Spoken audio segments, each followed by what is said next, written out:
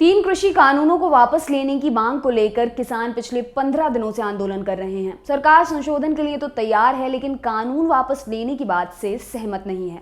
अपनी अपनी बातों पर दोनों पक्ष अड़े हुए हैं। ना किसान पीछे हटने को तैयार है और ना ही सरकार।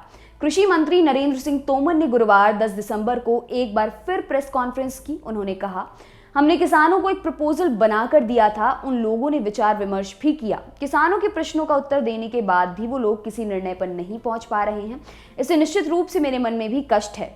किसानों से चर्चा के दौरान जो प्रश्न उठाए गए थे, उनके समाधान के लिए लिखित में भारत सरकार ने प्रस्ताव भेजा है। किसान उन प्रस्ताव पर विचार करें।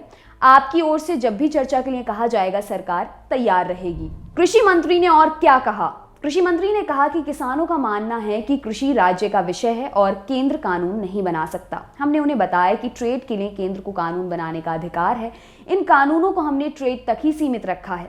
राज्य सरकार निजी मंडियों के रजिस्ट्रेशन की व्यवस्था लागू कर सकती है। राज्य सरकारें रजिस्ट्रेशन के लिए अधिकृत होंगी और अपने हालात के हिसाब से नियम बना सकेंगी। हमने किसानों को न्यायालय जाने का विकल्प देने की बात भी कही है।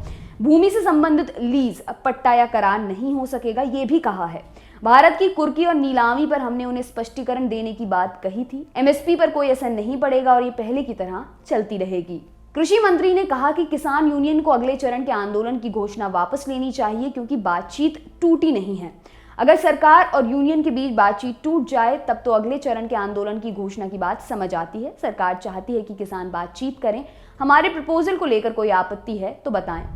किसान नेताओं का इस पर क्या कहना है? किसान नेता बूटा सिंह ने कहा, हमने 10 दिसंबर तक का अल्टीमेटम दिया है। अगर पीएम हमारी बात नहीं मानते हैं और कानून को रद्द नहीं करते हैं तो हम रेल पटरियों को ब्लॉक कर देंगे।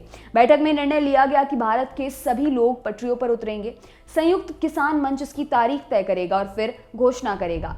भारतीय किसान यूनियन राजेवाल के बलबीर सिंह राजेवाल ने कहा, केंद्र सरकार ने माना है कि कानून व्यापारियों के लिए बनाए गए हैं। यदि कृषि राज्य विषय है तो उन्हें इसके बारे में कानून बनाने का अधिकार नहीं है।